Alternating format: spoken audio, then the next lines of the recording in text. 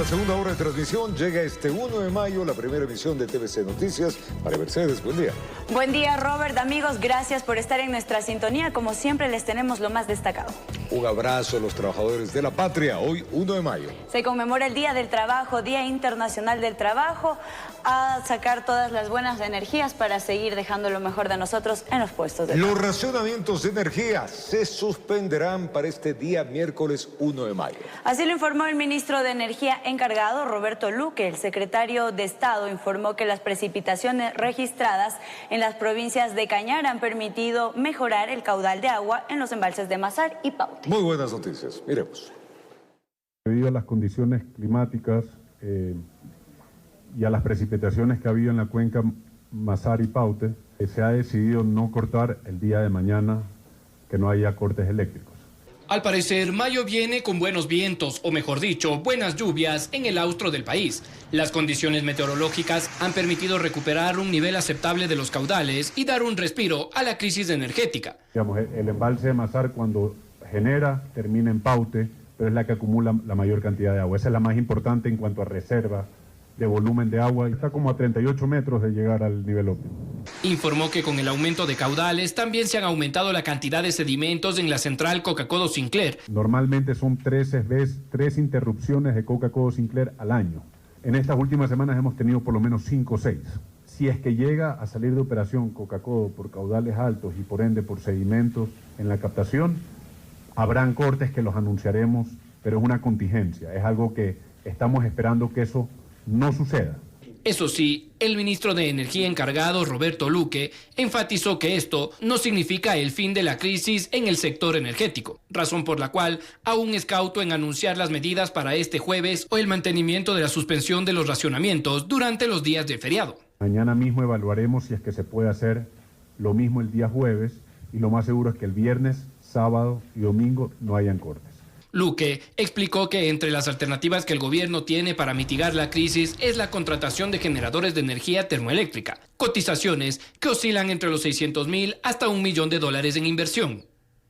Informó Mauricio Sánchez.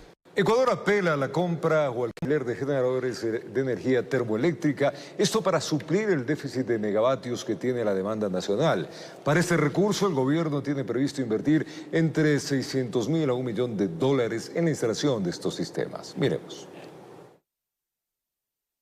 La compra o alquiler de barcazas generadoras de energía termoeléctrica nuevamente se han puesto sobre la mesa del análisis como una alternativa para solventar el déficit de energía que tiene el país. El ministro del ramo, Roberto Luque, explicó que el gobierno tiene varias cotizaciones sobre la compra de equipos generadores de este tipo de energía, que oscilan entre los 600.000 y $1 millón, mientras que sobre el alquiler de barcazas termoeléctricas, las pretensiones de Ecuador serían alquilarlas por 18 meses.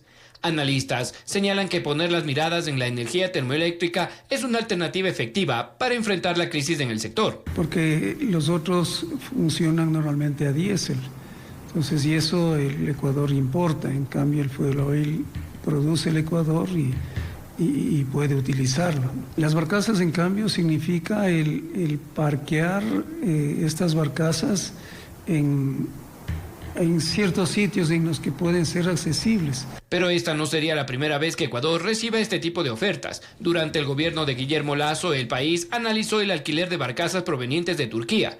Pero según el exministro Santos Albite, las pretensiones se vieron detenidas por la obtención de los permisos ambientales, factor que con la declaratoria de emergencia actual sí se viabilizaría su contratación. Evidentemente nosotros tenemos que cuidar el medio ambiente y tenemos que tener todos los cuidados necesarios, pero yo me adelanto de decir que si es que compramos generación con combustible HFO6, me parecería hasta amigable con el medio ambiente que eso sea utilizado en generar gas, fuera de que no es la más amigable de las energías, eso lo conocemos, pero es la que nos puede dar la solución de esta crisis energética. El combustible fuel oil que utilizan estos sistemas generadores es una fracción del petróleo que se obtiene como residuo de la destilación fraccionada, factor que explican los expertos abarataría más los costos de esta energía, pero lo que sí tendría que evaluar el Estado es la interconexión con el sistema nacional. Hay que determinar también el sitio donde van a ser conectados, de tal manera de que en ese sitio el sistema tenga la capacidad de recibir, porque se necesitan líneas de transmisión,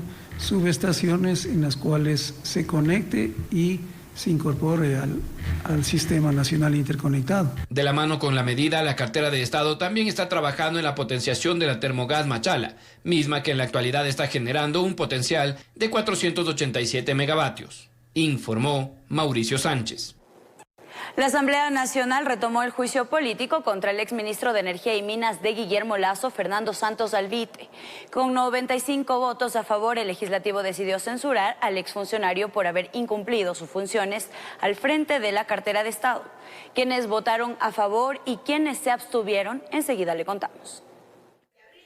La Asamblea Nacional identificó al exministro de Energía y Minas de Guillermo Lasso, Fernando Santos Alvite, como el responsable de los apagones y la crisis eléctrica que enfrenta Ecuador. Es por ello que con 95 votos a favor, el exfuncionario fue censurado por el Pleno del Legislativo. Contamos con 95 votos a favor, 0 votos en contra, 0 blancos, 24 abstenciones. El proponente del juicio político, Adrián Castro, aseguró que la falta de previsión y el incumplimiento del Plan Maestro de Energía por parte del exministro sumieron al país en las tinieblas. No se anticipó a lo que estamos viviendo hoy en día y por lo tanto los problemas en Termogas Machala, los problemas en el mantenimiento de las hidroeléctricas del sur del país, el no inicio de Santiago, Cardenillo, con lo cual tendríamos más de 450 megavatios en el país, es absoluta responsabilidad del exministro. Durante la votación, 24 legisladores independientes y también de Construye se abstuvieron de censurar a Santos Alvite, argumentando que la Comisión de Fiscalización incumplió con los plazos para enjuiciar al exministro. A mí me duele porque elementos existen de sobra, como aquí se ha mencionado, pero tenemos que hacerlo en el marco del respeto a la Constitución, de respeto a la ley.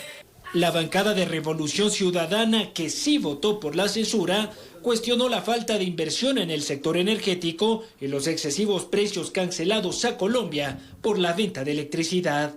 Porque el exministro Santos Alvite, como lo indica la documentación, compró la energía a Colombia en 0,64 centavos, cuando en enero del 2023 lo habían comprado a 8 centavos.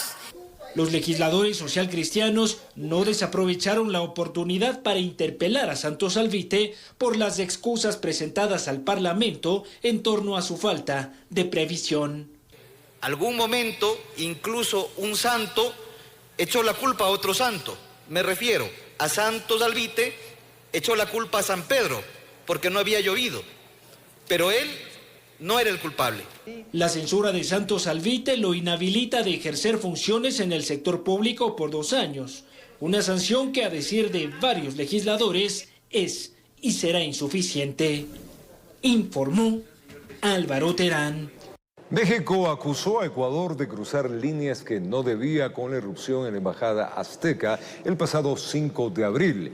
Este martes se desarrolló el primer día de la audiencia de medidas cautelares en la Corte Internacional de Justicia en Países Bajos, donde los abogados mexicanos expusieron sus argumentos sobre las supuestas violaciones al derecho internacional cometidas por nuestro país. La Corte Internacional de Justicia escuchó los alegatos de la delegación mexicana en el primer día de la audiencia de medidas cautelares que trata el organismo por la demanda interpuesta por el Estado azteca en contra de Ecuador, tras la inmersión en su sede diplomática en Quito el pasado 5 de abril. La defensa mexicana explicó que Ecuador cruzó líneas que en derecho internacional no se deben cruzar. Hay líneas en el derecho internacional que no deben cruzarse. Lamentablemente, la República de Ecuador las ha cruzado. Las acciones emprendidas por Ecuador no solo traspasaron los límites establecidos en el derecho internacional, sino que han sentado un precedente desconcertante que repercute en toda la comunidad internacional. La delegación mexicana estuvo conformada por 6 representantes. Estos acusaron de una negligencia deliberada el accionar de la fuerza pública ecuatoriana hacia las vidas de las personas que estaban dentro de la embajada. Como muestra el video, la operación no solo significa el asalto físico del señor Canseco, sino violación de su dignidad personal, ya que fue apuntado con un arma. Pidieron que como medidas cautelares la Corte ordene a Ecuador que se abstenga de ingresar a la sede diplomática en Quito y sus oficinas consulares, se defienda la inviolabilidad de las embajadas, se proteja sus archivos y se permita al gobierno mexicano el desalojo de las oficinas. La entrada por la fuerza de Ecuador en nuestra embajada y el atroz ataque contra el personal y la dignidad de nuestro personal diplomático tiene que tener consecuencias. Este miércoles será el turno de la delegación ecuatoriana, misma que estará liderada por el embajador en Países Bajos, Andrés Terán, y tras escuchar los alegatos de ambas partes, el tribunal se retirará a deliberar su disposición de medidas cautelares, sin que esto interfiera en el procedimiento del tratamiento de la demanda, que todavía no tiene fecha de inicio. Informó Mauricio Sánchez. Y mientras tanto, en la Asamblea Nacional resuena con mayor fuerza la posibilidad de crear una comisión ocasional multipartidista para tratar los proyectos de ley derivados de las 5 preguntas aprobadas en la consulta popular. ¿Cómo podría conformarse esta mesa legislativa? A continuación le contamos. La propuesta del presidente de la Asamblea, Henry Kronfle, de crear una comisión ocasional para tratar los proyectos reformatorios derivados de la consulta popular parece tomar fuerza en el legislativo. A mí me gusta la idea de hacer una comisión con la participación multipartidista para hacer esto de la manera más transparente y más objetiva posible. El oficialismo respalda esta propuesta, pues considera que agilitará su tratamiento y aprobación. Es lo que permite la ley para poder tratar en menor tiempo posible de lo que manda la ley las reformas que el pueblo ecuatoriano ha votado durante la jornada electoral. Esta propuesta parece ser la mejor posicionada. Es así que varias bancadas ya estarían barajando nombres para integrar esta mesa ocasional. Se está barajando nombres como del compañero, en este caso, que es Pedro Velasco, o puede ser también la compañera, en este caso, Lucía Pozo. Si esta posibilidad se materializa, la bancada de Revolución Ciudadana anunció que mocionará un legislador con capacidades multidisciplinarias para atender todas las reformas. Si es así, el Pleno tendrá que resolver y nombrar a los miembros de la comisión para que en un plazo máximo de 60 días, que es lo que dice la propia consulta popular, se decida sobre la ley. Los legisladores de Construye, en cambio, rechazan la creación de esta comisión, pues consideran que se duplicaría el trabajo. Además, expresaron su preocupación ante la posibilidad de ser excluidos. Recuerden cómo Construye no es parte de comisiones que son de más que nada delicada importancia y trascendencia, como son las comisiones de fiscalización y económicas. La creación de una comisión especializada debe ser aprobada por el Consejo de Administración Legislativa CAL y conformada al menos por 7 miembros mocionados y seleccionados por el Pleno. Informó Álvaro Terán. Es tiempo de contarles que el presidente Daniel Noboa declaró estado de excepción focalizado en las provincias del Oro, Guaya, Los Ríos, Manabí y Santa Elena. Esto lo hizo mediante el decreto 250 y el gobierno dispone la movilización de la policía y fuerzas armadas debido al incremento de hostilidades y la necesidad de ejecutar tácticas de combate en contra de los grupos armados organizados. Este estado de excepción también contempla la suspensión del derecho a la inviolabilidad de domicilio y tendrá una vigencia de 60 días. Este nuevo estado de excepción no implica un toque de queda en estas provincias mencionadas. Y en otro tema, Roberto Izurieta, de forma simbólica, efectuó la transición con Irene Vélez, quien lo reemplazará en la Secretaría de Comunicación de la Presidencia de la República. Izurieta confirmó que ocupará funciones en el Banco Interamericano de Desarrollo por disposición del presidente Daniel Noboa. En medio de pasillos, abrazos y lágrimas, Roberto Izurieta se despide de la Secretaría de Comunicación de la Presidencia, donde estuvo por 5 meses. Aquí vienen porque se están mojando el poncho, una expresión muy nuestra. Y ese convencimiento lo tenemos todos. Por lo tanto, señor secretario general. En el salón de banquetes de Carondelet lo acompañaron Mónica Palencia, ministra del Interior, Arturo Félix Guam, secretario de la Administración Pública, e Irene Vélez, a quien como muestra simbólica hizo que se le entregue el botón que llevaba en su solapa. Ella ocupará ese cargo. Haga entrega Del símbolo de las nuevas responsabilidades, estamos convencidos que estamos en buenas manos, tiene un muy buen equipo. Con esto lista maletas para un nuevo reto, donde será pieza clave para el gobierno ecuatoriano. Asumirá las funciones de director ejecutivo suplente por Chile y Ecuador, ante el Banco Interamericano de Desarrollo. Sí, efectivamente, la idea es reforzar el equipo que va a estar coordinando los distintos apoyos de los organismos internacionales, sobre todo en Washington. Izurrieta prefirió no ser directo al consultársele si el cargo que deja fue un revés en su carrera profesional. Tú no puedes asumir ningún reto en la vida, ni en la función pública, pensando que no vas a recibir ningún rasguño. Para cerrar con broche de oro no faltó el baile, con representantes de una organización de jubilados. Informó Héctor Romero. El presidente Daniel Noboa Sin dispuso a través de un decreto ejecutivo transformar a la Secretaría de Política Pública Anticorrupción en la Secretaría General de Integridad Pública. Esta entidad se encargará de la coordinación, gestión y seguimiento y evaluación de la implementación de la política de integridad pública en la función ejecutiva. Además, deberá asesorar e informar al presidente en materia de anticorrupción.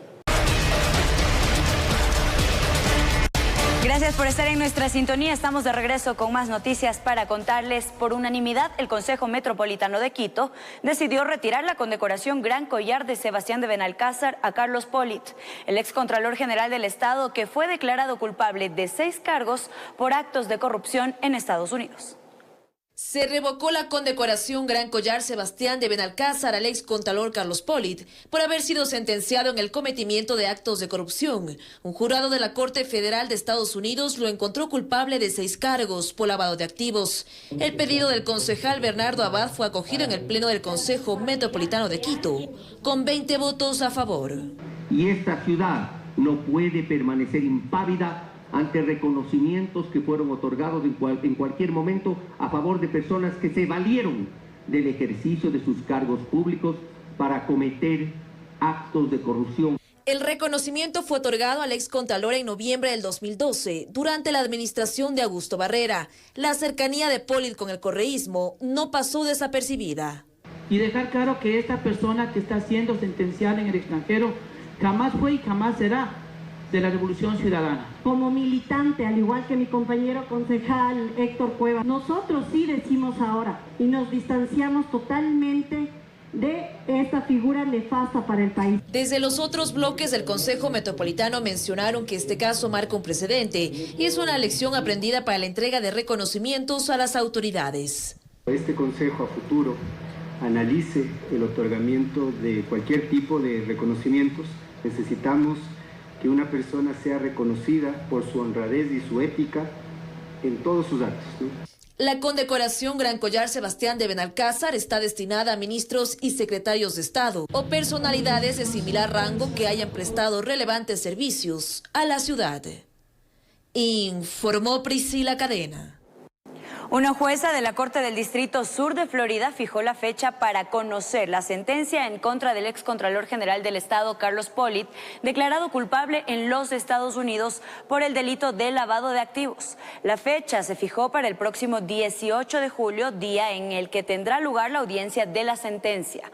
Carlos Pollitt podría enfrentar una pena máxima de 100 años de prisión o una mínima de 10 años por los 6 cargos que enfrenta en su contra. 7:20 en la mañana, una nueva reunión entre el gremio de transportistas urbanos de Guayaquil y la AETM anunciaron que implementarán el sistema de aire acondicionado en las unidades y será de forma progresiva. En el caso de aprobarse la tarifa de 45 centavos en el Consejo Cantonal, así que en Guayaquil allá están los detalles. El informe técnico se encuentra en el municipio de Guayaquil y solo falta que sea presentado y analizado en sesión del Consejo Cantonal, en el que se establecen varios parámetros para que las unidades de transportación urbana puedan acceder al incremento del nuevo pasaje. Debe de cumplir la revisión técnica vehicular al día. Debe de implementar el sistema ITOR de lectura de la tarjeta que usarán los usuarios. Tercero, deberá existir Internet en las unidades. Serían 45 centavos de dólar que también cubrirían el servicio de climatización, o aire acondicionado, que aclararon no será de inmediata aplicación. Vamos a realizar una climatización progresiva. ¿Por qué progresiva? Porque el parque automotor nunca ha estado capacitado para poder tener un sistema de climatización en su servicio. Nosotros vamos a ir renovando las unidades. Eso lo resolvieron en una nueva reunión en las oficinas del ATM, donde establecieron cada uno de los puntos a cumplir para las mejoras del servicio que les brindan a los guayaquileños. Eso creo que va a calmar realmente al transportista, porque va a recibir una tarifa y poco a poco, de acuerdo a en este caso, las condiciones del vehículo, va a ir de pronto de manera progresiva cambiando su unidad. Son aproximadamente 2.500 unidades que circulan en diferentes rutas por toda la urbe porteña, que se proyectan a cambios rotundos, aunque en las calles los ciudadanos esperan que se haga realidad lo antes posible, aunque tengan que pagar un poco más, informó Charlie Pisa. Y los representantes del transporte realizaron 5 pedidos al gobierno del presidente Daniel Noboa. La inseguridad y las vías en mal estado fueron parte de los temas analizados por los transportistas, que no descartan radicalizar sus exigencias. Aseguran además que hasta febrero 84 choferes fueron asesinados, víctimas de la violencia en las carreteras del país. Transportistas del país se reunieron en Manta para pedir al gobierno soluciones en temas de seguridad y otros problemas que golpean al sector. El tema de la inseguridad para nosotros es el pan de todos los días, y esto nos está perjudicando enormemente porque nos obliga a cambiar nuestras jornadas de trabajo, a reducir rutas y frecuencias. Los representantes de al menos 10 gremios entre transporte turístico, escolar, pesado, buses urbanos, transporte interprovincial, camioneta de transporte liviano, entre otros, temen por la violencia y aseguran que al menos 80 de sus compañeros han sido asesinados. Una política pública de seguridad que responda a las expectativas del sector del transporte. Aquí se transportan las cargas más peligrosas, los niños, el pasajero. Dentro de eso es la carga que llega a los mercados. La vialidad del país es otro tema que preocupa al gremio, por el que piden acciones urgentes al presidente Daniel Noboa. Tenemos que tomar rutas alternas y eso implica un mayor costo de operación, mayores riesgos para la vida de nuestro personal, de nuestros usuarios, así como también un desgaste de nuestras herramientas de trabajo. La dirigencia pidió además que se impulsen medidas financieras para el sector transportista. Pedimos una reestructuración de créditos a este sector de la transportación que viene cargando el peso del incremento del precio de los combustibles. La informalidad y el tema de los radares fueron otro de los puntos analizados y que serán tratados con otros gremios en recorridos en otras 4 provincias del país. Con cámaras de Eduardo García desde la provincia de Manabí, informó Wendy Delgado. La sequía en varios países de la región que afecta al sistema eléctrico, entre otros factores, preocupa a la ciudadanía y se cuestionan ya los efectos del calentamiento global, por lo que nuevamente se abre el debate en cuanto a disminuir las emisiones de carbono y migrar a fuentes de energía renovables limpias. La Tierra ha enviado alertas a lo largo de los años. Este 2024, sequías que no solo afectan a Ecuador, sino a países como México y Colombia, además de sensaciones térmicas históricas de 60 grados en Brasil y que del otro lado del mundo, en Dubái, haya llovido torrencialmente, hace que la gente se cuestione los efectos del cambio climático. Un científico de la ESPOL explica que por una parte es normal que el planeta sufra variaciones como lo que vivimos actualmente por un periodo intercadal frío. ¿Qué significa eso en términos de lluvias, por ejemplo, o de sequía? Que el lado nuestro, el lado de Ecuador, Colombia, Perú, Chile, tiende a ser más seco, menos agua. Pero que sin duda la mano del hombre ha provocado que se aceleren y exacerben los fenómenos. Dentro de la acción global contra el cambio climático en el 2023, se acordó nuevamente limitar el calentamiento global a 1,5 grados Celsius. La cantidad de área deforestada en el mundo es desastrosa. Hemos talado inmisericordiamente, a pesar de que existen la ley, las preocupaciones de los ambientalistas, porque existen. 2, contaminamos las aguas. Usted pregúntele a cualquier municipio dónde queda su planta de tratamiento de agua servida, por ejemplo. Además, la generación de carbono ha hecho que se acumulen los gases de efecto invernadero en la capa de ozono. Si bien es cierto, Ecuador tiene poca incidencia en comparación a grandes contaminantes como China, sí es una de las naciones más vulnerables. Pues nosotros deberíamos de tener una mayor fortaleza de información, data dura, y de poder hablar con esa data y esa información hacia los gobiernos autónomos descentralizados, pero también en todas las negociaciones internacionales.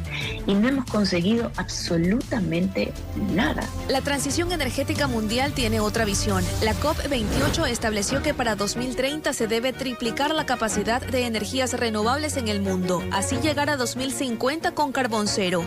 De hecho, cada vez hay más interés por la energía eólica y solar sobre la generación hidroeléctrica. Que nuestros vecinos están hablando de otras cosas, inclusive cuando tú ves cómo Colombia se comporta. Sí es verdad que requiere ahorita su propia energía hidroeléctrica, pero también está importando, también está haciendo nueva exploración de temas de gas. Nosotros nos hemos quedado, y yo te voy a decir una cosa, este es un tema que no solamente tiene que ver con el ambientalismo, con el sentido común, sino también con los temas de corrupción.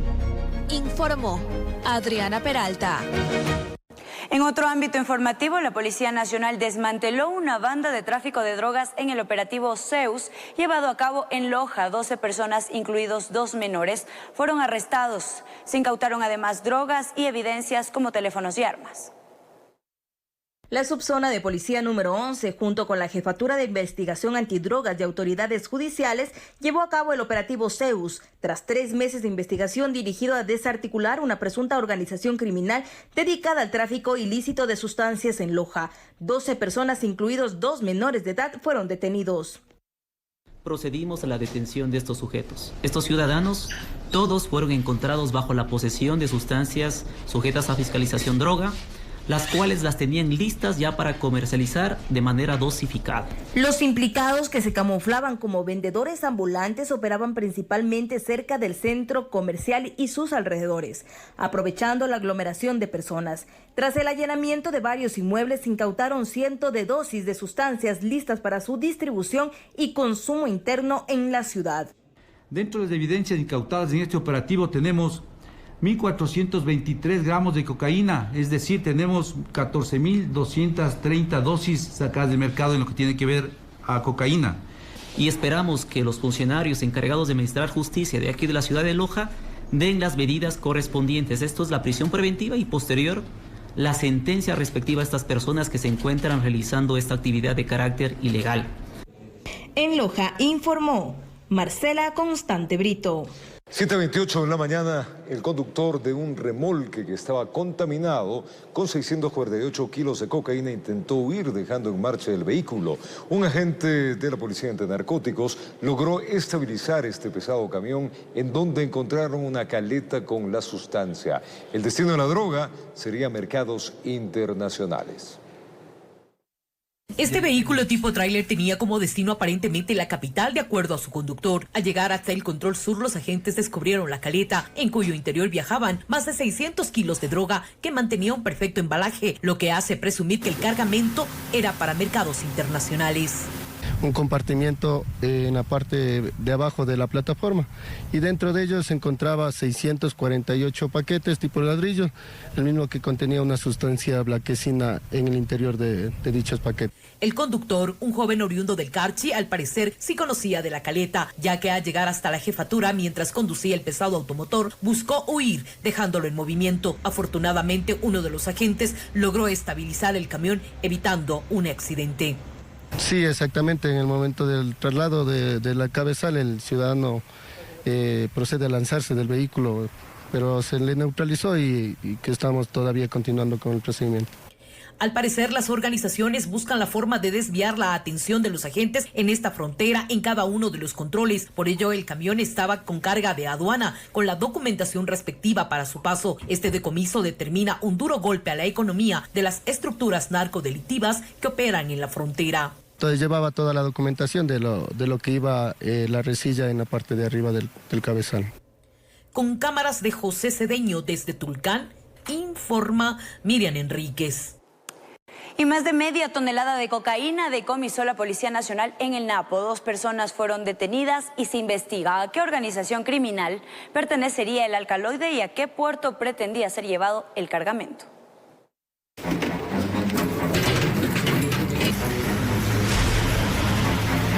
Napo, sector Valle de Quijos. La droga estaba oculta en estos 2 carros. Mire, tuvieron que desprender prácticamente toda la parte interna del automotor rojo. En el techo, los paquetes de alcaloide. Tuvieron que sacar los asientos, pues la sustancia estaba encaletada. Levantaron el capó y más droga aún. Con un taladro desprendieron los plásticos del carro y bajo el guardachoque, parte del cargamento. En el vehículo blanco pasó lo mismo. La sustancia estaba escondida en todo el carro. Se trata de un golpe fuerte a las organizaciones criminales que se dedican al tráfico de drogas. Más o menos ya dio un estimado de 586 kilos de clorhidrato de cocaína, más de media tonelada de droga incautada. 2 hombres fueron detenidos, los conductores de los vehículos. Se investiga si los aprendidos forman parte de un grupo criminal o únicamente en medio de su necesidad fueron captados para llevar el cargamento. A ellos lo estarán pagando máximo unos $200, $300, que no equivalen ni la mínima parte de lo que es toda esta producción. Pues los conductores de igual forma indicaron que esos 2 vehículos iban a ser entregados en una provincia de la costa. Lo más probable es que hayan intentado llegar a algún puerto para que la droga salga a mercados internacionales. Cada kilo en Estados Unidos aproximadamente estamos hablando de $70,000 cada kilo. En este caso, si fuera a Estados Unidos, crearíamos un aproximado de $41 millones más o menos. Solo en carreteras, el grupo Gema ha decomisado 5 toneladas de droga en el país en lo que va del año. Informó Marilyn Jaramillo.